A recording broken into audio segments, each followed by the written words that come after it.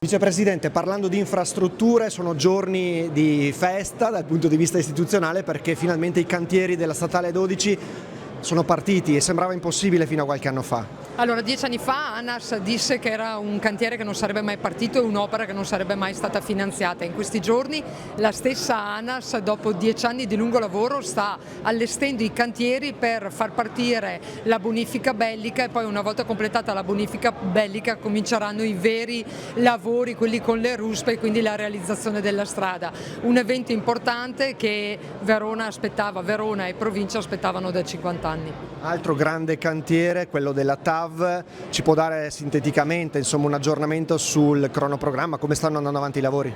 Ma allora, la Verona è di fatto la città che è più interessata dai lavori dell'alta velocità, perché est, ovest, nord, e poi c'è tutto il completamento che interessa il Veneto fino a Padova. Fino a Vicenza, compreso l'attraversamento, è finanziata, i lavori sono in corso o pronti per iniziare. Da Vicenza a Padova sono in progettazione, confido che venga finanziata presto anche il completamento, perché l'alta velocità ha la sua funzionalità e la sua utilità anche per Verona, non solo per il Veneto, se verrà completata fino a Padova, e poi l'ingresso a nord ovviamente, che è fondamentale. Siccome avremo in studio anche il presidente dell'aeroporto Catullo, Paolo Arena, a proposito di collegamenti da e per l'aeroporto, potremmo dare qualche aggiornamento? C'è sempre la speranza di poter collegare l'aeroporto con la stazione di Porta Nuova e magari aggiungerci un pezzettino per il lago? Sì, allora assolutamente sì, diciamo che il progetto è quello di fare due collegamenti all'aeroporto,